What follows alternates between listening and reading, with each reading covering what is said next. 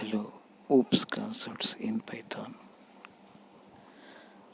First one is the class.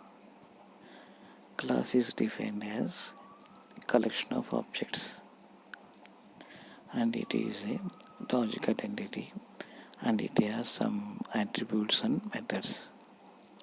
Syntax of the class is query method class name, and next one is the object and it is a blueprint of class and it has some states and behaviors, and it is example is Excel 2000. Here in this example, TVS is considered as object and Excel is the model of that object and 2009 is its model. And next one is the method. What is method? It is a function and it associates with the class. And next is the inheritance.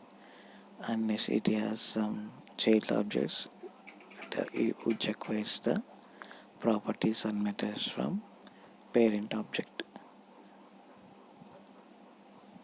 And here is the syntax. Child object follows the parent object.